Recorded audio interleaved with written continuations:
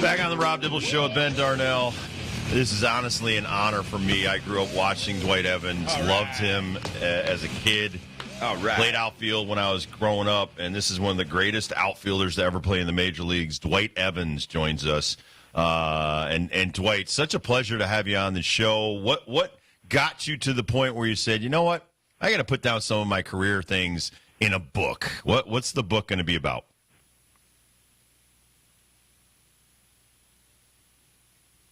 Uh-oh. Kurt, come back. Kurt.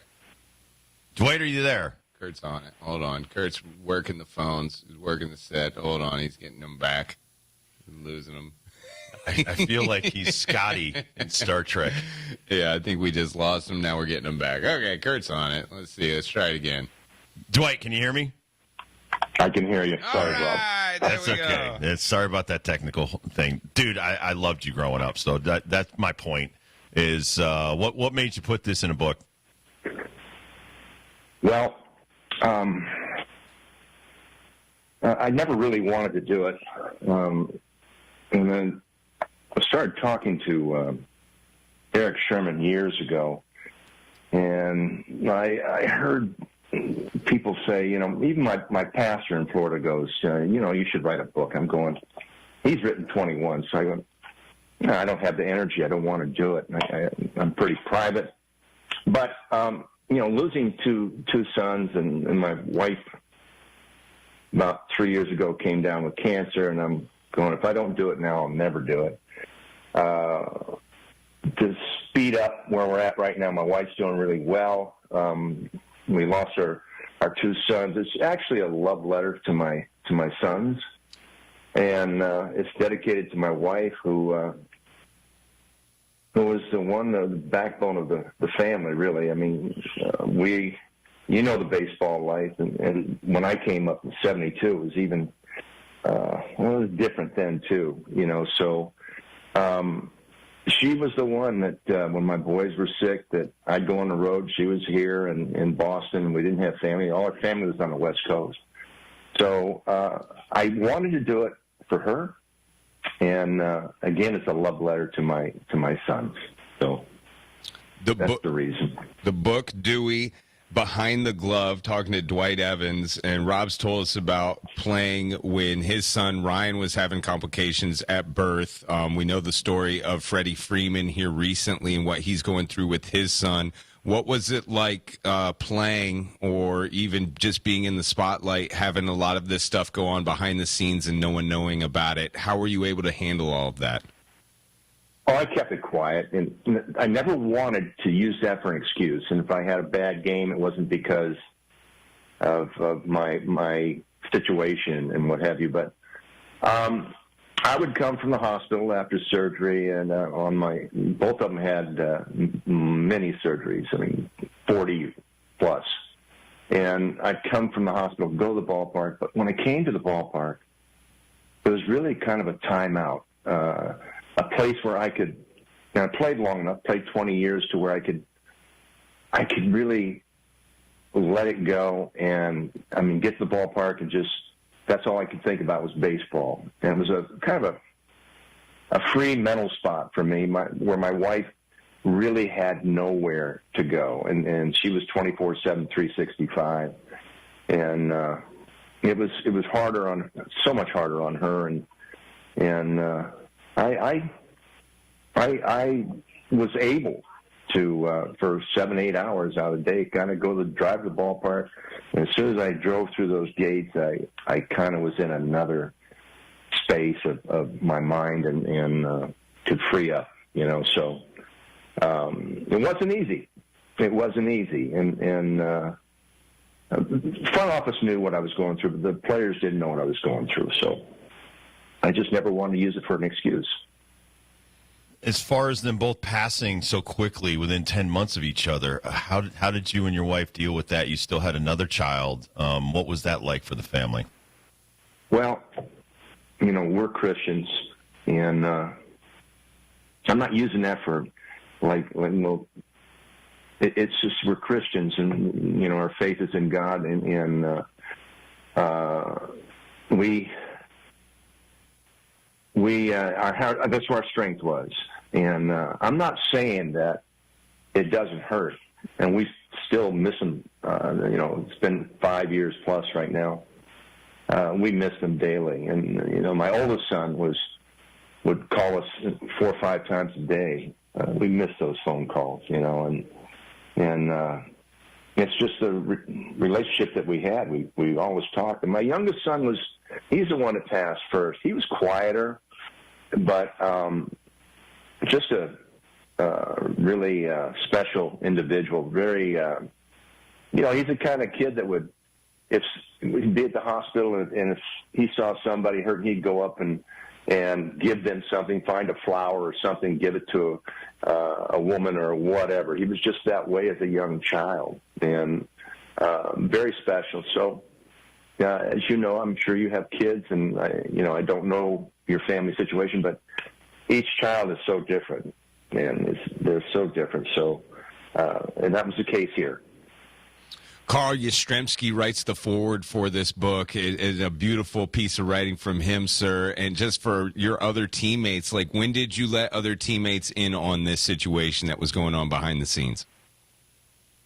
Well, I never did. I never did. Even Jim Rice, who I played with 16 years, we played together that long, which was really unheard of. And I had a golf tournament for neurofibromatosis. That's what my boys had. We'll call it NF for short. And he loves to play golf, Jimmy does. And he read what we had written for every member to see what was going on. And we did something together at Fenway Park where they do the Legends Suite, and Jimmy and I were together in that suite. And Jimmy started talking, and all of a sudden he started weeping. And here's a big, strong guy. He goes, I never knew that about Dewey. I didn't know what he was going through. He never told us anything about it.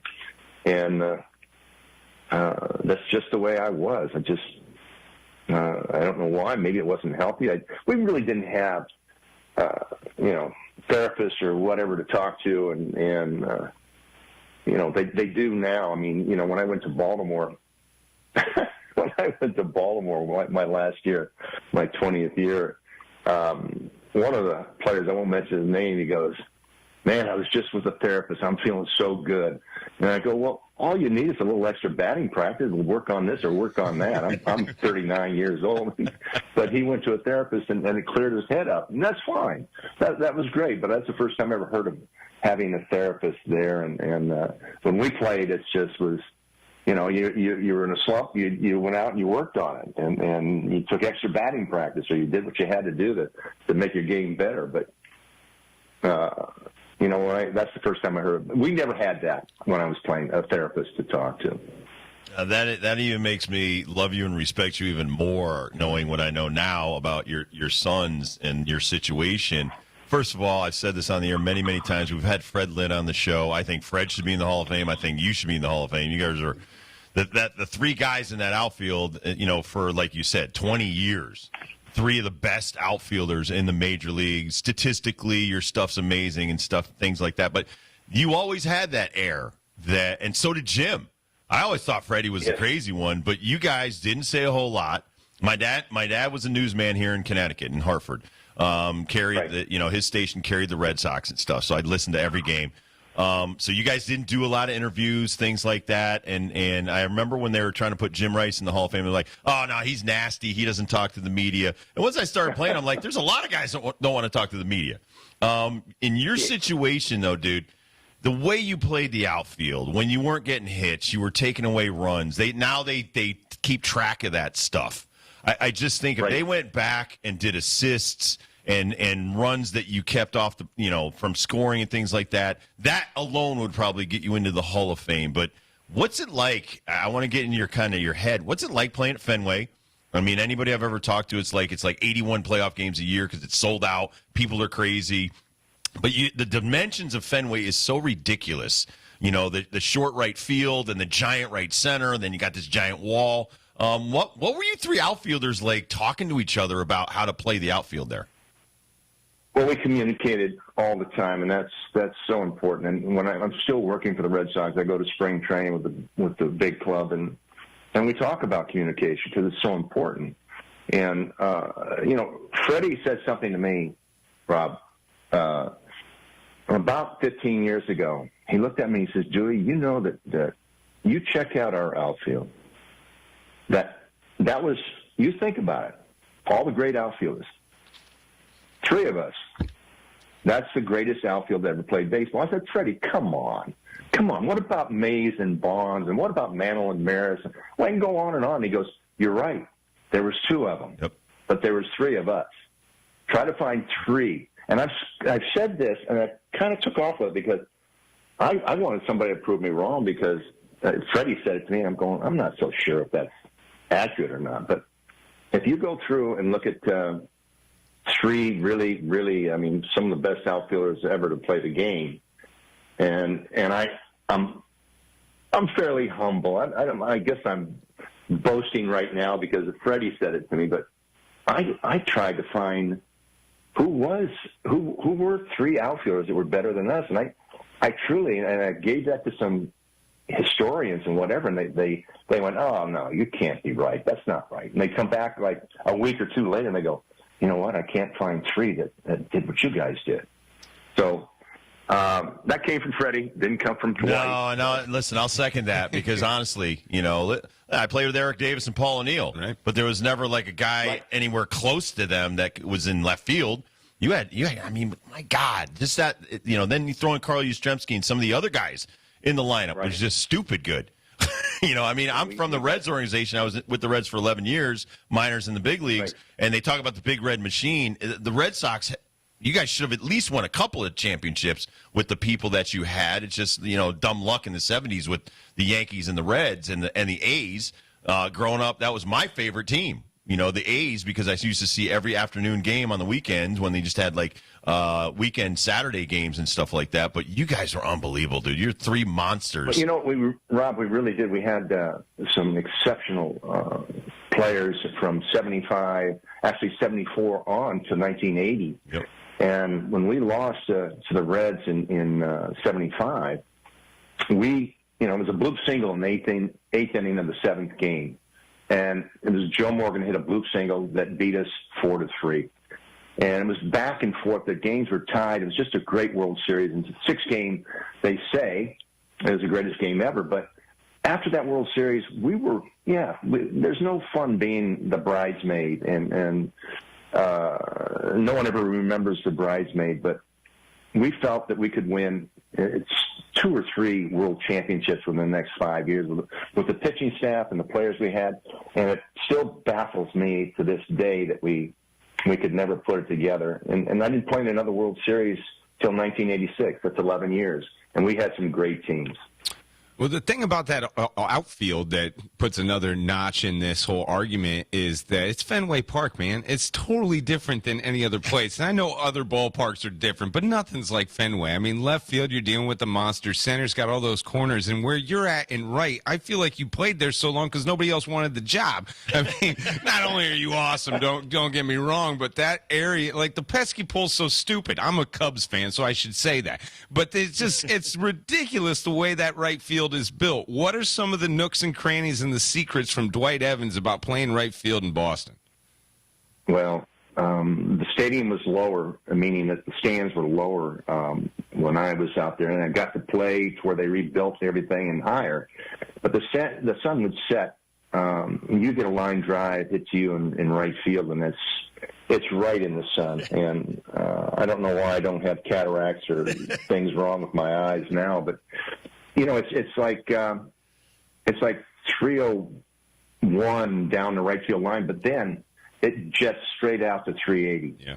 And then cuts across the center field where it gets up to 385, and then there's that nook and cranny in right center that's 420. It's the biggest right field in all of baseball. But there are some nooks and crannies there that you have to make some decisions. And I always talk with the new outfielders that come up and right fielders or whatever, and try to give them some information on how to play it and where you position yourself and what have you. The one thing I did that, I don't know if you remember Denny Doyle. Of course. Second baseman, he played with Philly, and we actually got him in 75 from the Angels. Second baseman. And he turns around to me before the game. He says, "You want the signals?" I said, "What are you talking about?" "You want the pitches." I said, "Well, for what?" He says, "Well, we have them. That's why we get good jumps on a ball. Why wouldn't you want them?" And I started doing that, and that helped me tremendously. To know that a left-handed hitter is up at the plate, and he's going to get an off-speed pitch or a breaking ball, he's going to pull it. And I'd always cheat. I'd say in 20 years, I got burned one time. I'd cheat going to the line, and the ball went to right center. And I'm not bad. I didn't get – it got over my head. But that really helped me get jumps on a ball. And I did that ever since Danny Doyle started that with me. And every second baseman that I had after that, I had them give me the signs. And that helped me tremendously. And I've talked to guys today. When Mookie Betts was out there, and before he went to the Dodgers, I said, "Mookie, why don't you get together with the second baseman so you get the signs?" And he goes, "I don't want to know." I go, "Well, I want to know," but Mookie's such a great athlete that he didn't need that. So, but I always wanted to know what was coming, and I knew the pitchers that could throw the ball where they wanted to, and it just made a huge difference for me getting jumps on balls. You kind of remind me in a way, and Pete Rose was my first manager, the way you were kind of hunched a little bit, but you'd always spring out. A lot of one-handed just bombs that you would hit. Give us some of your favorite home runs at Fenway, or just one you were like, "Man, I got that one," and hit it because before, when you were playing there, they didn't have all the people up over the monster. They had a net there, and you must have hit so many over the thing. They come back to the dugout, and you're like, "Yeah, I got that guy." You know what, Rob? I could hit the ball a long ways, and the only one I had 385 home runs, and I came to the plate 10,500 times. That's a lot. But there was one time I hit a home run, and I hit a bomb, and I'm going, "Wow!" But we had no idea. Now they tell you the distance, they tell you the ball speed, it's coming off the bat. Right. That was 115 mile an hour off the bat, and I'm going, what does that mean? I mean, I've never heard of that before, but that's what they talk now. That's how they say if the guy hit a ball hard. But I hit a ball, and there's a Lansdowne Street right behind the left field wall, and then there's a parking lot. It's about 3 stories high, and I hit a ball, and a guy comes to me 3 or 4 days later. He goes, "I was driving on the Mass Pike, and I'm listening to the game, and this ball comes bouncing on the Mass Pike. It must have hit this parking lot and bounced over the railroad tracks and onto the Mass Pike." And that one I remember only because, and I get an aerial view of Fenway Park and that parking lot and Mass Pike. I go, you couldn't have hit it that far. You couldn't. That's crazy. But who was pitching? I hit. Yeah. It was. I had a lot of fun. I did. No, but who was pitching when you hit that one? Oh, who was pitching? Oh gosh. Now you know what, Rob? I'm gonna tell you something. Pitchers. I had Sutcliffe come up to me. You remember that home run you hit in Cleveland off me? That one hit in the third deck. The pitchers know every home run that was hit off them. Hitters go, "I don't remember." So true. I don't remember. That's awesome. So I mean, is it true? No, it is true. Yep. It is true. Dwight You Evans. didn't have too many home runs hit off you, so. No, I gave up 27. So. No one's That's not too counting. many. And I'll tell you what, the Sil Campusano, the guy who hit 3 career home runs, still pains me to this day. His kid's playing in the big leagues now, so it still bothers me. Oh, I know. yeah. Old baseball But player. pitchers know. And you get a guy like Fergie Jenkins who gave up, 30 home runs a year. I don't know if he remembers every one he gave up, but then again, he's in the Hall of Fame. Right. And he won 19 games so many times, and I don't think he ever won 20. He's never won 20. So We got to get you in there, bro. We got to get you in there. You're yeah, so well, amazing. they're talking about it, to be honest with you. I've had people talk to me, and it bothered me the last I'm in front of the Veterans Committee, and they had the 1980s on. Well, my best part of my whole career was 1980s, and I wasn't even on the ballot. There were 8 guys on the ballot. I didn't even make the ballot. So I go, I don't understand. Is it political or what? Yeah. But you know what? It would be a great honor, and it kind of makes you feel that all the hard work you put in, that it was worth it. And I truly think this too, that you should be, really, it should be the era that you played in that you're judged. And they, when I came on the ballot, all of a sudden McGuire and Sosa were hitting 60 plus. And all of a sudden the writers go, well, 400 home runs is not the criteria anymore. It's 500, 550.